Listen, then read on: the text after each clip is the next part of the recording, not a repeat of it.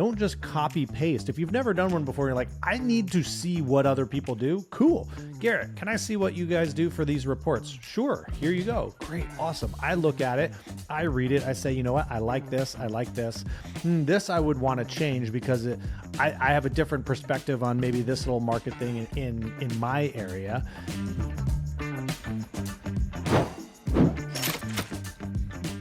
Welcome back, everyone, to Life at 10 Tenths, where we inspire you to live at the pinnacle of your ability and purpose. His name is Garrett Fry. My name is Matt Pinelli, and welcome to our show. We're so happy that you're here. And if this is your first time here and you're like, what is this show all about? Well, you can learn more about us by heading over to lifeat10tenths.com. You can head over to our YouTube channel and see all of our episodes there, or you can just scroll through whatever library you're listening on. But we would love to get you into our community.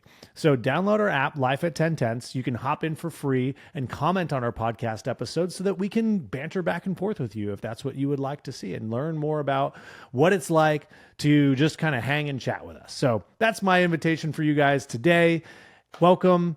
Garrett, we got a fun one today because we're talking about playing your own game, which, you know, it's interesting because I feel like we talk around this with other episodes, but today we're just going to hit it face on. Good morning. We're just going to go straight into this topic because I think it's something that a lot of people have a hard time figuring out. One is like, what is my game?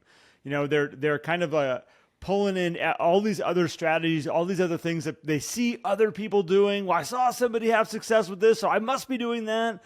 And then they all of a sudden see something over here. We talked about a little bit this on the Silver Bullets episode, which was like, you know, just grabbing things that you see working for other and bringing them in. But then there's another part of this of like, what do I really stand for? What is my story? What is my business that I'm building? And understanding that and being true to who you are. And I think it's a really important part of building a relationship referral style business is you do need to be self-aware. And I'm excited to kind of dive into this today, Matt, and see where this goes. Yeah, same here. And I think what I love about this topic we're going to explore is it involves having some very good self-awareness because, you know, people will think, oh, got to play your game. That means you choose the tactics and the strategies and just ignore what other people are doing, which is kind of part of it. At the same time, maybe there's something to learn from someone else. The key element here is understanding yourself and being able to say, I did that, or I didn't do that. I'm responsible for that so that you can play your game. Because Garrett, this is not only trying to mimic, you know, what somebody else is doing, but if you're not holding your standards, then you're letting your clients drive the bus and you're playing their game. You're not playing your own game. So self-awareness is a core element here. You know, as we're starting to talk about this, I think about like, well, first off, understand again, self-awareness is understanding who you are. And I'm thinking about the power party, peace, and perfection type of, you know, basically our not learning modalities. That's why my brain keeps wanting to go to learning modalities. Personality profile. Thank you very much. And so when you look at the power party, peace, and perfection side of things, I think it's one of those is like knowing who you are and where you're coming from. Because again, this is how not only we act on a day-to-day basis, it's also what people expect out of us because this is what their experience has been of being sharing this world with us. And I think it's important is that when you understand, like for me, I'm a party and a peace person. I like having a lot of fun. I also like making sure everybody's okay. I like making sure everything is cool. Everybody's taken care of. You know, I don't like it when things get too out of whack. I want to bring that together and fix that. That's my second modality. My first one is let's have fun. Like if we're not having fun, what are we doing? Let's go do something else. We got to be having fun. And I think that, you know, when you start looking at that and building a business, you need to say, okay, am I leaning into that? Or if I maybe taken something like, let's say a perfection side thing, like I really need to add more in of this type of stuff into my business. And there's a lot of people that might look at that and go, the pictures don't match. Like that's not who I know Garrett as when I'm getting this perfection side of thing, or even the driver's side that, you know, those types of parts, when I bring that in, that can be confusing for some people. And I think if you're going to be going and building anything, this self-awareness of saying, okay, first, who am I as a core that I'm building this platform around? And again, there's definitely the side of like, well, you need to appeal to the masses. You got to appeal to everybody. But some of the most successful business creators that I have watched have said, I don't want to appeal to everybody. I want to appeal to my people. Like the more I appeal to my people, the more fun I have, the more effective I am, the better I communicate because I know how to talk to these people. Like you build in this business that you can work with and manage really well because I get these people, but they were attracted to me because I attracted the right people. Yeah. Well, what's cool about this too is like you literally get to create your own market by just being who you are because nobody can compete with you on you, right?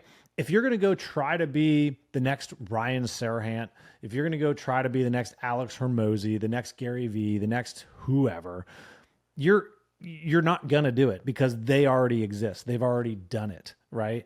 It's not about the thing that they do because you can still be an incredible real estate agent. You can still be an incredible entrepreneur or fitness influencer if that's where you want to go. You can be a great podcaster without being Joe Rogan. But if you try to do what those people are doing because I'm going to be them, it's not going to work. But the cool part is if you just be you, then you have the whole competition is gone. It's just you focused in and going after and attracting your people. So this is fun. So I was listening to, I live in a world of music. I've shared this on lots of podcasts before, but music is like a staple of my entire day. And I listen to all kinds of weird music. So Primus is one of my go-to bands. And anybody who listens to Primus out there, it's funky, it's weird, it's different. You wouldn't listen to it and go like, oh, this reminds me of. That doesn't happen when this type of band. But what was really interesting is there was a specific song I was listening to, Matt, and I was going like, wouldn't it be cool? Like I was thinking about like different beats and different sounds that I know. Like I have a bass guitar, and one of the main instruments in this band is a bass guitar. Les Claypool plays it, and I was like going, wouldn't it be cool to make music like that? And just think about like making music like that and having a song go big. Like I can hear those notes in my head. I can hear how you would make those sounds and what it would be. But then I was like, that would literally be trying to copy somebody's style, like somebody's music. And like what made that unique and take off in that genre and that world was it was a sound that everybody said, that's unique, it's special, it's different. I'm attracted to that. Anybody who tries to reproduce it, you go, or make their own that's really, really, really similar to it, they go like, yeah, it's cool, but it's just like that over there. If you try to copy like a Ryan Serhant, if you try to copy a Joe Rogan, if you try to copy exactly going like, or my gosh, Gary Vee is a great example. All these people are just being a really true version of themselves. Like they all just went like, just going to be me. I'm taking off all the blinders. I'm not going to try to act in any certain way. And they just show up and it pisses some people off. There's a lot like Joe Rogan's a great example. Like he appeals to a lot of people. I know there's people right now listening to this going, I hate Joe Rogan. I hate what he stands for. I hate his interviews. I don't like his agendas. I don't like, but like the cold plunging. It is. So I think that like, that's the scary part of like really truly leaning in sometimes to who we are is that sometimes you're going to find people that go, I don't like that person. And you have to be self-aware enough to be like, one of my favorite sayings is there's plenty of people in this world. Like, go find those people. Like, you don't need to like everybody and they don't need to like all of you. But scary for a lot of people to have some people say, I don't like you. It is scary, I think. But here's the other thing too. And what sometimes happens is people will compare you to others. You start doing something because you're being inspired and be like, oh, are you trying to be the next Tony Robbins or whatever? And it's like, no, I'm just trying to find my voice because trying to be me. Trying to find your version of yourself might come through some of that. I'll use the music analogy here, Garrett, because this is a good one. Cover bands, right?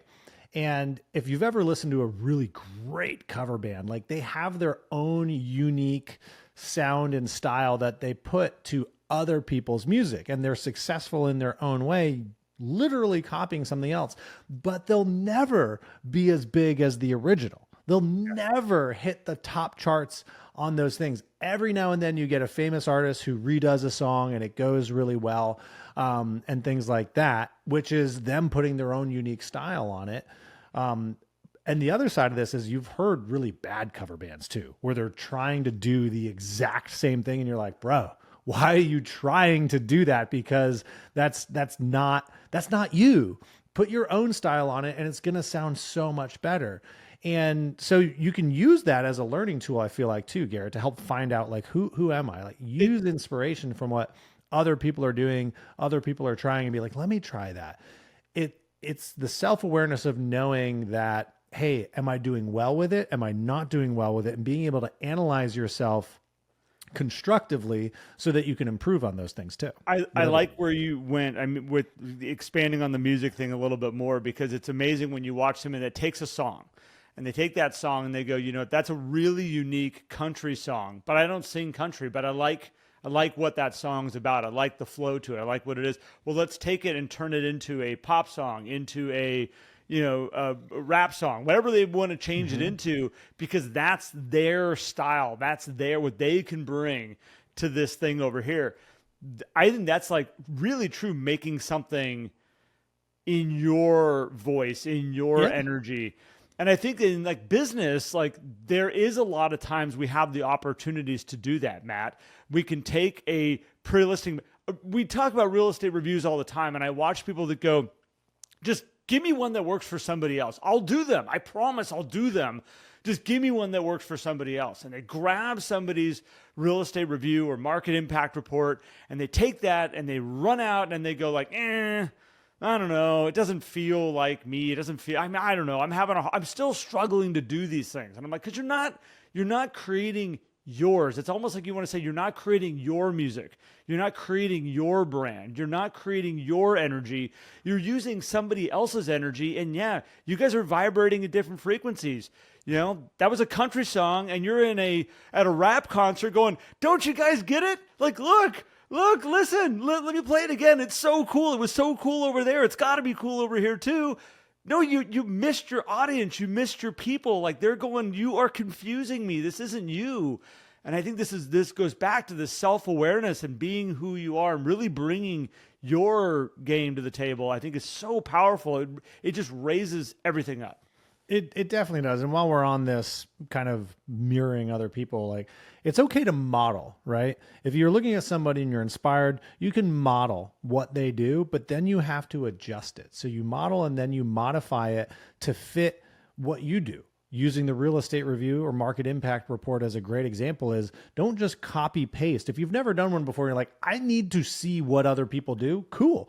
Garrett, can I see what you guys do for these reports? Sure. Here you go. Great. Awesome. I look at it. I read it. I say, you know what? I like this. I like this.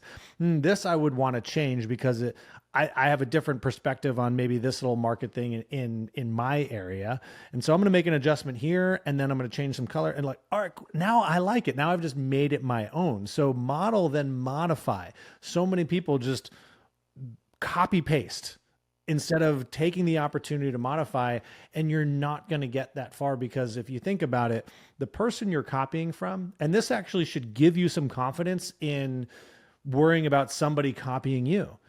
The person who's copying is already ahead, right? So literally copying somebody else is like the first definition of like second place. It's already been done. So you're not going to be able to copy and do it better than somebody else. You need to modify it and make it your own. And then now you're playing your own game. You're not playing their game. You're playing your own game and you're actually collaborating, and everybody probably grows and thrives off of that. I have Jerry Seinfeld's whole thing with the whole thing on second place, which you are the first loser. Nobody lost better than you. Sorry. It's true. It's true. So part of it's funny. As we've talked about this before, Matt and I, we never stop talking. We just happen to record every once in a while and we turn it into a podcast. And this morning, this morning, the red button. We went through a whole thing, and I'm going to bring up David Baslaw for a second. David Baslaw, we just recorded an episode with him.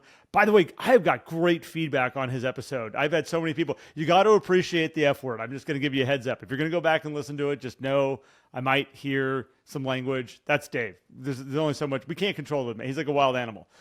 But the interesting thing is like he's doing exactly what we're talking about right now. You know, he got a hold of me yesterday on our coaching call and he said, there's this gentleman I'm working with. I'm really impressed by him. I'm impressed by what he's putting together. I referred my clients up to him. This is the email that they received back. And we analyzed this email. It had a video attached to it. It had all these forms and documents. It had this really nice looking layout.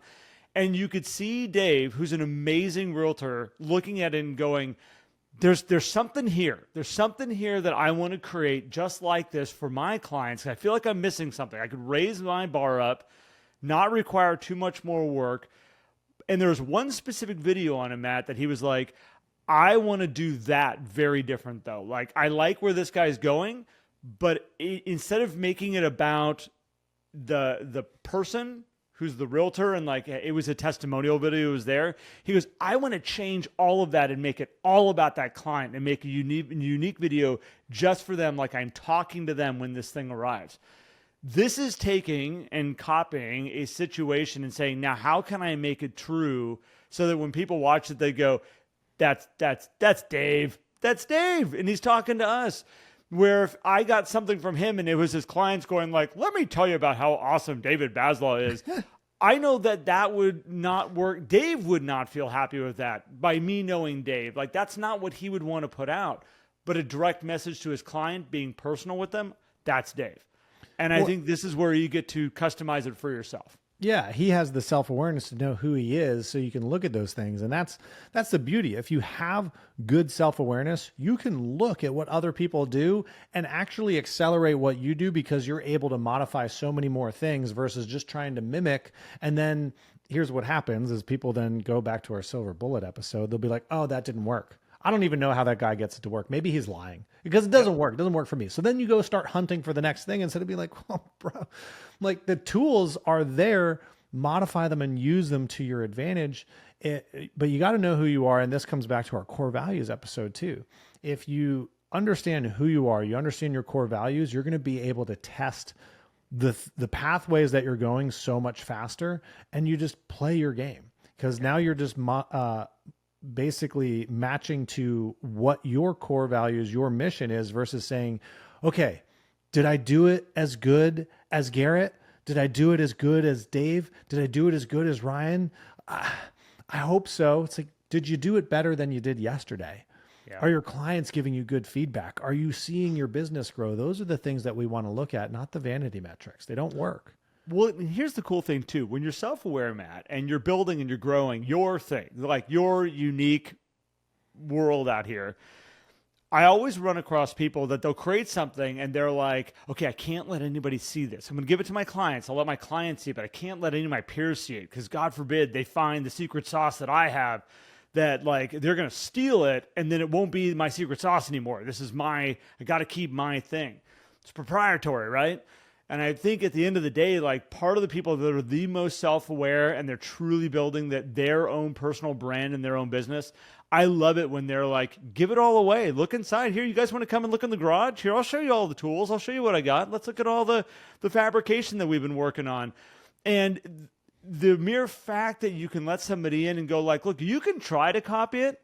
Like, have at it. You can try to use exactly what I have here, but it's going to be so much better when you make it yours.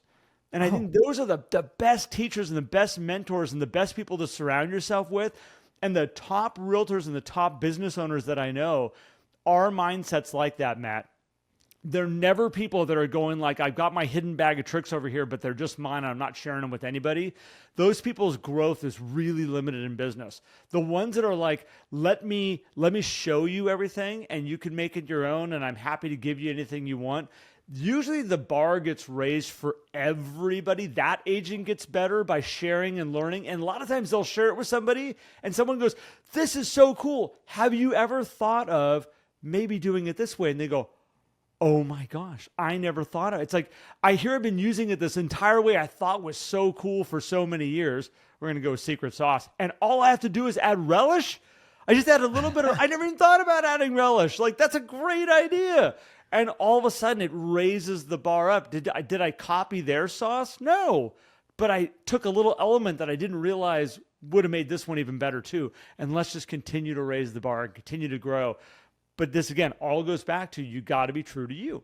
Yeah. And oh, man, you unlocked the collaboration level, right? With that, because if you are the person that holds things back, how do you expect to learn from other people? Because if people identify you as somebody who holds back all of your stuff, they're not going to be open to sharing. You're probably not going to even see the opportunities to collaborate and learn from other people who are just throwing things at you and saying, here, share, take this, do, modify, do what you want. If you're the person that holds it close. And so switching that, and you see it in the best realtors, right?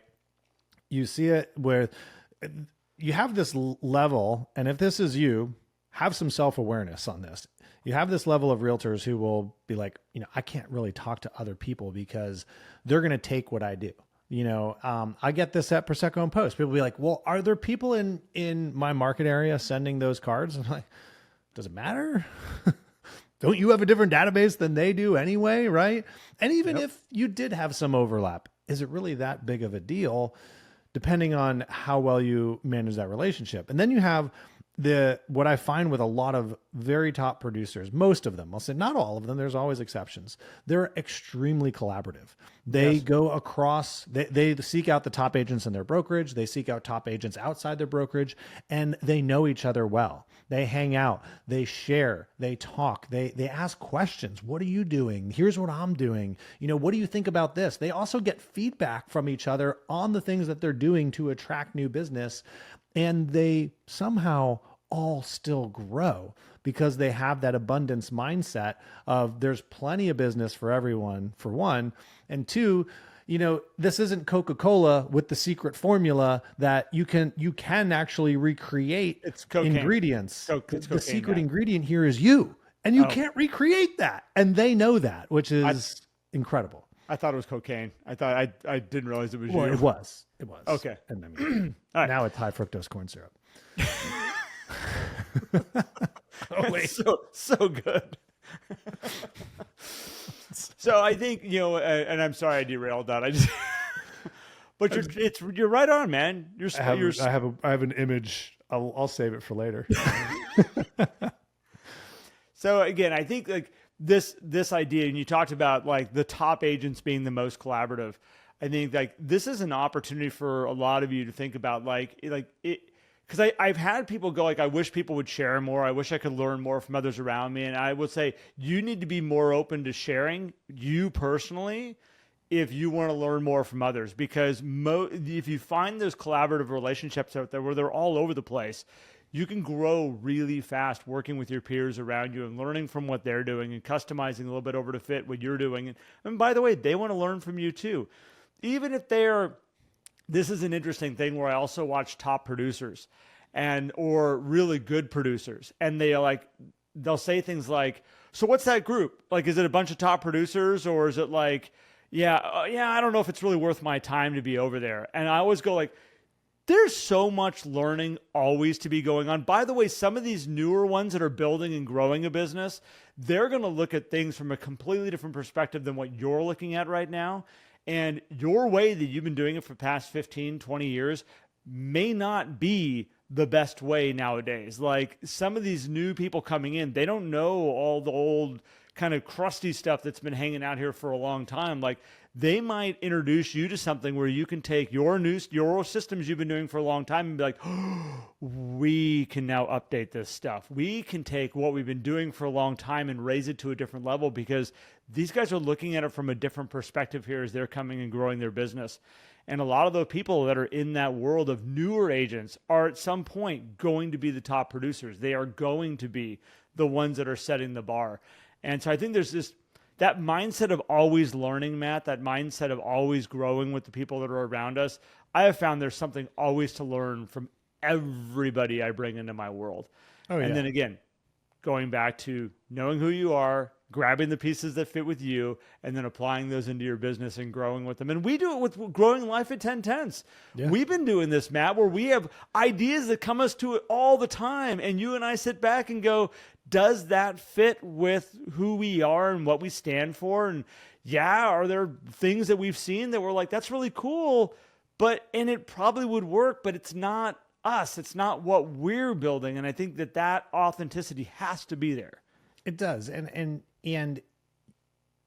you need, and here's the thing, by the way, there's so much business knowledge out there. If you're not seeking out and learning from other people and looking for opportunities to model and modify, then you're missing out on a lot of experience, because it's so easy to find that stuff. Now, with that, it's also easy to find a lot of things that are not really good. So you got to be your own judge and jury on that. We've been talking about that this morning, about things that are just distractions. Like, Yeah. it's like, okay, really cool, awesome thing, total distraction. Don't need to implement that. Yeah, and that's the key. Is this thing actually going to help you do your job better or bring better value to your clients? And that's part of the analysis you have to do. And so many people, like, they'll look at like, ooh, should I do this thing? It's like, well, do you have something in your system that's similar already? And I'll go, and I know this is kind of outside of our topic, but I'll go back to Alex Hormozi's model of more first, then better, then back to doing more of the thing that's working, then better, then maybe new, but can we do more and better first before we do something new? So, because if you haven't exhausted those things that you're already really good at, then why are we adding new stuff? When you first shared that script with me, do more, and then figure out what's working, and then do better with that, and then do more of what that is. Like, if you draw that simple like flow chart out, just continue it all the way out. Like, it's one of those things that you look at and you go like, that's actually a working model. If I just show up and do a lot up front, we're going to be working really hard. We're going to be putting a lot of time into a lot of areas, and you're going to be analyzing it and going like, okay, this fits, this fits, this fits. These things don't fit. They're not working. They're not doing anything for me. They're not getting me where I want to go. These three things, let's do more of that. Let's pour all of our time now into those three things.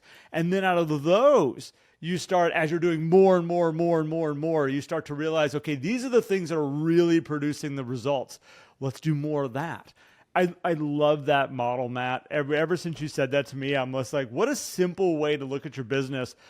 And also very easy to get distracted, especially in the industries that we work in, where we're constantly looking over our shoulder at everything that everybody else is doing and going, oh, that's working for them, so I should be doing more of that. And then we complicate our world by bringing something in that really shouldn't be there. Yeah. And we do this with platforms. We do this with AI. We're like, ooh, how can I have AI help me do this new thing? It's like, how do you have AI help you do the thing that you already do? Don't have it do new things. Do better with the things that you have. And we see that. So hopefully that helps connect with somebody, because that again returns back to the self-awareness, not of who you are, but the self-awareness of like, am I executing my stuff? Right. Because at some point you have to wake up, and I had this conversation with an agent a week ago, and she was saying, well, I need to do this and I need to do this. And this person says that I need to do this. And I said, are you doing your stuff? The stuff that we've talked about for years. Are you doing that? And she said, well, no, not really. I was like, how about let's do that first? You know, it works.